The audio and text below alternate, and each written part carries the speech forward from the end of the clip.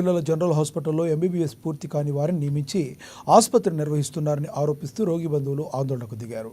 శాంతినగర్కు చెందిన పదం మల్లవ్వ అనారోగ్యంతో బాధపడటంతో ఆమెను ప్రైవేట్ ఆసుపత్రికి తరలించారు. అయితే అధిక బిల్లులు వేయడంతో ఆమె కుటుంబ సభ్యులు నిర్వాహకులను ప్రశ్నించారు. అసలు ఆసుపత్రికి పర్మిషన్ ఉందా అంటూ నిలదీశారు. దీంతో అక్కడ కొంత ఉద్రిక్తత నెలకొంది.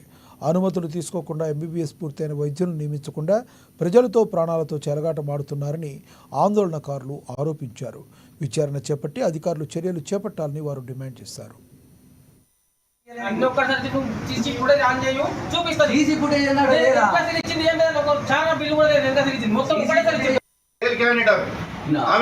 MBBS certificate MBBS registration number ఆమె ఎగ్జామ్ పాస్ అయింది ఎగ్జామ్ రాసేది పాస్ అయిందా పాస్ అయింది ఎగ్జామ్ పాస్ అయిందా అందుకొరకే ఆమె ఎగ్జామ్ పాస్ కాకముందు ఎట్లా రాస్తామని బోర్డు ఎగ్జామ్ పాస్ కాకముందే మీరు ఎంబీబీఎస్ అని పెట్టారు. ఎంబీబీఎస్ అని కాకుండా ఆల్రెడీ పీజీ చేసినట్టు స్త్రీల వైద్య నిపుణులను పెట్టారు.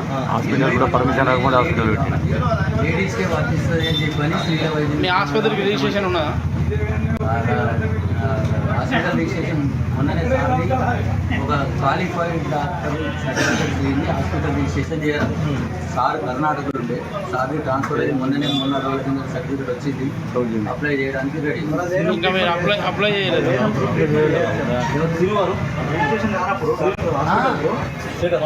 శ్రీను గారు డాక్టర్ సౌజన్య గారు ఎంబీబీఎస్ కంపెనీ చేసిరా మన తెలంగాణ గవర్నమెంట్ ఇండియా గవర్నమెంట్ ఆమె అప్రూవ్ అయింది. ఆమె తెలంగాణ అప్రూవ్ కాలే మరి ఆమె బోర్డు ఎట్లా పెడతారు? పబ్లిక్ మోసం చేసిన కదా ఆమె వినండి. వాళ్ళు వచ్చి మాకు అప్లై చేసుకోవాలి. అప్లై చేసుకుంటే రేపే ఇవాళ రేపటి లేకుంటే క్లోజ్ చేసుకుంటే అట్లా అంటే డిగ్రీ హోల్డర్ కాబట్టి మనం సడన్ పర్మిషన్ లేదు. వాళ్ళు ఇప్పుడు మాకు అప్లై చేస్తారు. వాళ్ళు డిగ్రీ ఉంది, నేను చూసినాను డిగ్రీ ఉంది. లేదు అట్లా కాదు. మనకు అసలు ఏంటంటే ఎంబీబీఎస్ డిగ్రీ లేకపోతే మనం ఇమ్మీడియట్గా సీజ్ చేయొచ్చు. మనం ఇప్పుడు చాలామందికి మేము కూడా ఈవెన్ ఆర్ఎంపీసీ కూడా మేము వాళ్ళకు ఒక అవగాహన సదస్సు చేస్తున్నాము. వాళ్ళు డాక్టర్గా పెట్టుకోవద్దు, మీరు ఇష్టం ఉన్న మందులు వాడద్దు, యాంటీబయాటిక్స్ వాడద్దు అని షార్ట్లీ వాళ్ళకు ఒక మీటింగ్ కూడా కండక్ట్ చేస్తాం. దాని తర్వాత కూడా